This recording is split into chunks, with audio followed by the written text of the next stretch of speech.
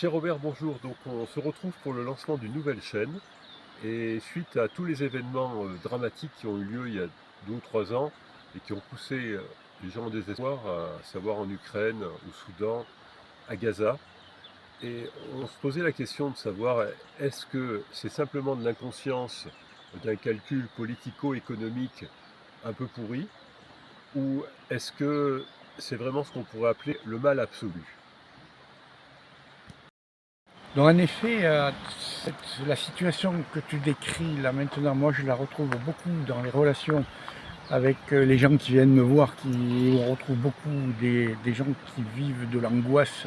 Alors l'angoisse sur la nature, c'était déjà là, les éco-angoisses, mais il y a aussi les événements politiques qui sont venus avec des grandes atrocités.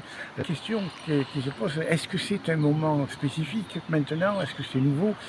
À regarder l'histoire, ça a toujours été. Il y a on a des phénomènes de grande violence dans toute l'histoire. Et donc on serait plutôt là en présence non pas d'un phénomène nouveau, mais d'un phénomène qui est récurrent, qui revient. Alors l'idée c'est, on peut se poser la question, mais pourquoi l'humanité a cette faculté de s'autodétruire? L'idée que je développerai dans notre chaîne qu'on voudrait faire, c'est de voir le lien qu'il y a entre la quête de la vérité.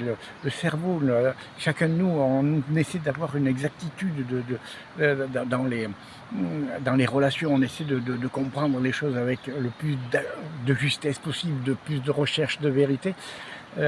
Et le phénomène qu'en fait, il y a aussi un moment donné où on va se centrer sur une croyance, sur une certitude, c'est nous qui avons raison. Et dès que les personnes se mettent dans la situation de croire qu'ils ont raison et qu'ils ne sont plus dans la recherche de la vérité, alors on arrive à ce qu'on peut appeler aujourd'hui, d'une autre manière que les anciens appelaient, mais ce qu'on appelait le mal absolu. C'est quoi le mal absolu?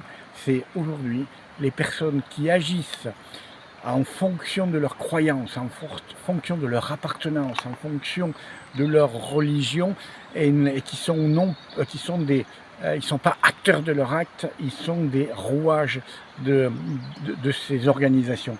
Et donc l'idée, c'est comment on peut aujourd'hui trouver un chemin nouveau, comme on a ici, et avec des fleurs qui nous donnent que le printemps va arriver. En effet, comment retrouver le jour d'après, trouver la paix, parce qu'on s'aperçoit qu'il y a toujours un jour d'après, et c'est ce travail-là qu'on aimerait développer pour trouver les critères et les fondements de ce fameux jour d'après où on retrouve la paix et la communication sereine entre les personnes.